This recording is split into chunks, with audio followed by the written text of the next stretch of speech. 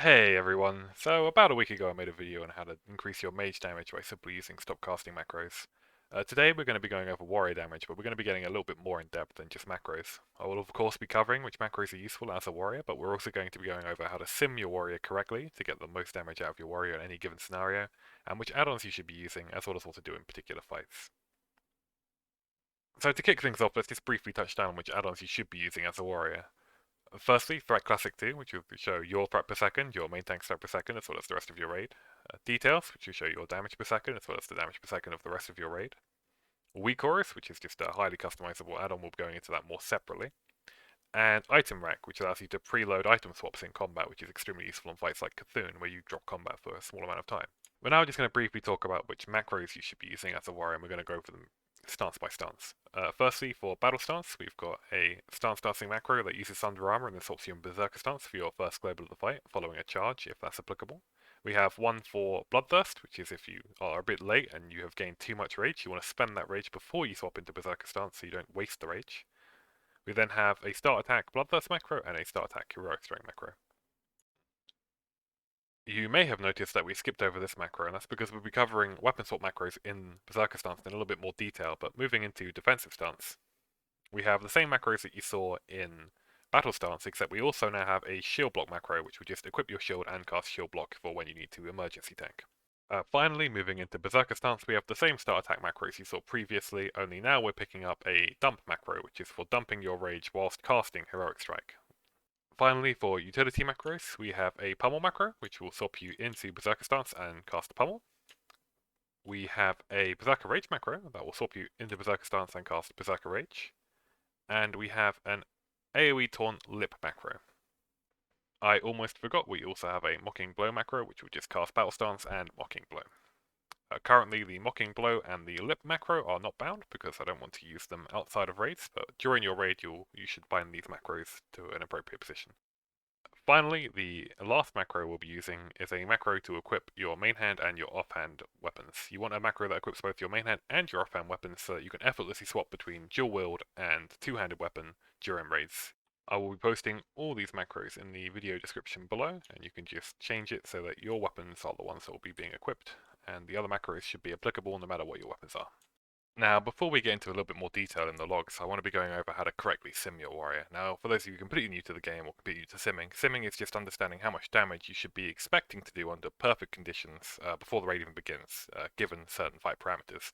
So, there are two main simming tools people use. They either use the Guybrush sim, which you can do online, or you can use the Fight Club sim, which you can download from the Fight Club Discord.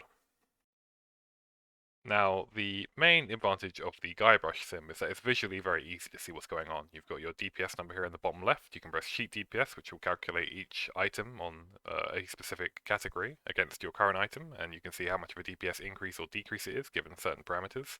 For example, the rank 14 axe is coming out ahead of the Blessed Grudgy War axe, which is coming out ahead of Deathbringer, which is coming out ahead of Annihilator. But personally, I found this sim to be a little bit less accurate than the Fight Club sim and a little bit more difficult to customize, so we're going to be focusing mainly on the Fight Club sim today. When you first download the sim from Fight Club, you're going to be greeted with something that looks a little bit like this, but not entirely. First of all, it's not going to have my equipped gear, obviously it's going to have a default, and it's set up for the Alliance, so you're going to want to tick off the Alliance buff and put on the relevant Horde buffs. You can put Grace of Air on if you're in a Totem Twisting group, and you can leave it if you're not. You then want to take the Dense Stone off your main hand and equip the relevant consumables that you normally attend your raid with. You want it as accurate as possible for what you normally use. And then the relevant armor reduction that your raid uses as well. Following that, you're also going to want to just tick Hamstring on because you want to be weaving this into your rotation when appropriate.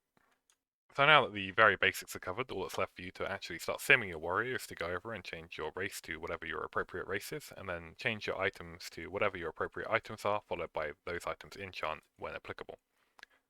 For example, here I've got the Conqueror's Spaulders on, which is a little bit of wishful thinking, because I currently have the Drake Talon Pauldrons. And I'm using the Hive Defilers in the sim because I just got them, but for the logs we'll be looking at, I still was using the Battleborn Arm Braces. And realistically, it's really that simple. That's all there is to it. It's very easy to use, it's very intuitive. You can customize things and play around with it. You can change like the fight duration, you can change the enemy level or how much armor they have or whatever. and you can just experiment with what pieces that you currently have equipped and what pieces you'd like, and you can see what's a good upgrade for you and what's a mediocre upgrade for you, so you can really try and get the most out of the items that you have and the items that you want. With our brief introduction to simming covered, we can now get into the logs and get a little bit more in depth into how to actually increase your warrior DPS in-game. To do this, I've got 3 logs picked out for today, 3 of my guild's most recent raids. We've got 1 Blackwing Lair clear, and we have 2 of our most recent AQ40 clears. Now, these are going to be showing a good disparity of different bosses and how to increase both your boss passes and your overall passes. Now, to start with, before we go over what I'm doing specifically to increase my damage over the other players in my raid, we should touch off on the warrior rotation. Now, this is all implying that you're not in execute phase. Firstly, you want to be using Sunder first global if your target doesn't already have 5 stacks of Sunder equipped. There's minor exceptions that we'll talk about later. Then, you want to be using Bloodthirst on cooldown all of the time. Bloodthirst needs to be on cooldown. Every time it comes off cooldown, it needs to be pressed. Then, if you have a slower weapon, you want to be using Whirlwind, and if you have like a faster, less damaging weapon, you want to be using Heroic Strike, and then whichever one you didn't use is the one you will be using next. If all these abilities are on cooldown, so you've got Bloodthirst on cooldown, you've got Whirlwind on cooldown, and your Heroic Strike's queued up, you want to be using Hamstring. Now, with world buffs, you don't particularly have to worry about your rage generation that much, because you should just be like constantly getting loads and loads and loads of rage from your crit chance and how fast you're attacking with Rend and all that shit. But without world buffs, you need to be paying a little bit more attention to when you Whirlwind and Heroic Strike so that you always have enough rage to use that Bloodthirst. Now, there are a few exceptions to this. So, for example, when you're fighting the trash in any raid, if there's more than 2 targets stacked together, or, for example, a boss fight like Satora that has adds, you want to be using a 2-handed weapon if you have one available to you and it's of a good quality compared to your 1-handed weapons. So you don't want to be using a 2-handed weapon that's a lot weaker than your 1-handed weapons, but if you have a 2-handed weapon that's like equal or better, you want to be using that as often as possible.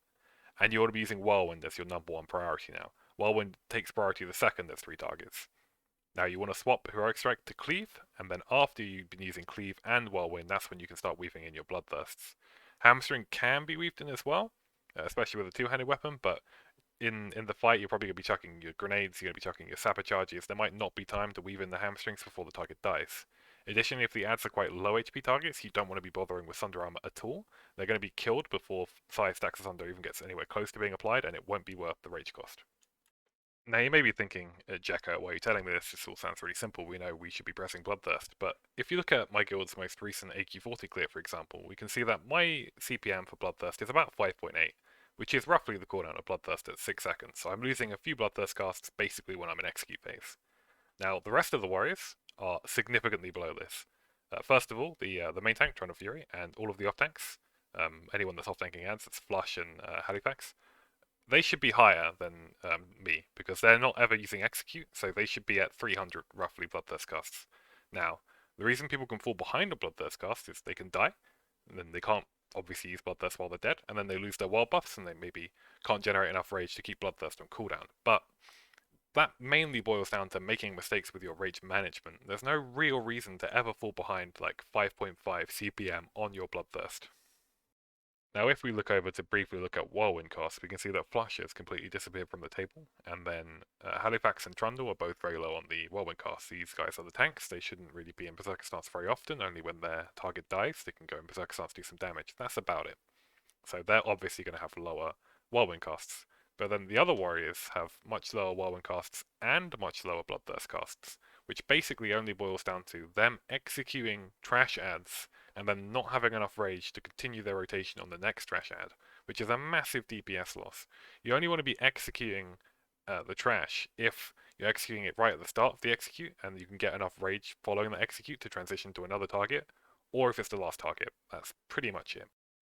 So if we look at the execute casts quickly, you can't actually look at casts in Warcraft logs for execute, but you can look at execute damage and go to hits. You can see 2 mistakes that are happening. So firstly, Dirty Hearty is probably using execute roughly at the right time, but he's just pressing it too frequently, so he doesn't have enough rage to transition between the targets, so he uses execute, the ad dies, so he comes to another ad, he's got no rage, he can't press Bloodthirst, can't press Whirlwind. And the other warriors, they have a similar amount of execute casts to me, so what that means is they're pressing execute too late. So that the ad's on like 2% HP, they're hitting it with like a 90 rage execute, and then they have no rage, there's 2 more ads up, they can't do anything. So now we've talked about the basics of warrior rotation, we need to talk about warrior CD management, and that encompasses Death Wish first and foremost. Now, Death Wish should be used at minimum of once per encounter, so people that have, less Death Wish casts than their encounters, there's major mistakes happening here. And then on top of that, you need to be using it preferably at least once in between each encounter for our raids. If your raid's faster, this might not be possible. If your raid's slower, it might be possible to do it more than this. But for our particular raids, you can normally get it about once per encounter and then once for the trash in between each encounter, the majority of the time.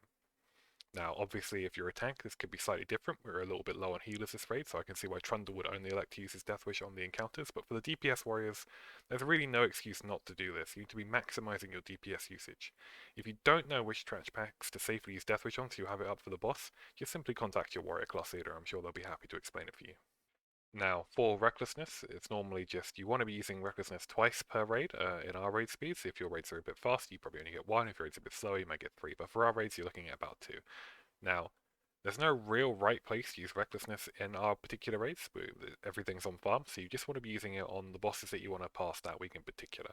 There's not really much more to it than that. The final thing to talk about is trinket management. Now, you want to be using your trinkets as many times as possible for the raid night, the same as Death Wish. You're using your Diamond Flask, your Earth Strike, your Jumga Bars, and your Badge of the Swarm Guard as frequently as possible. You'll use them on trash and on bosses. If the boss fight's shorter than a minute, you want to be using Earth Strike. If it's longer than a minute, you want to be using Diamond Flask. If you've got Jumga Bars, basically just use it as many times as you can.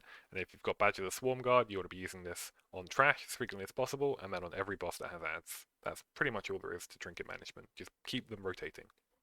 The final thing to talk about with regards to cooldown management is when to actually be using your cooldowns. Nefarian's quite a good example of this because the fight's about 1 minute 10 seconds long for us, so we're going to be using that. For Nefarian specifically, you want to be using your regular trinkets during Phase 1, and then you want to be using Item Rack to queue up a trinket swap for Phase 2. Now let's talk about when to use your cooldown specifically.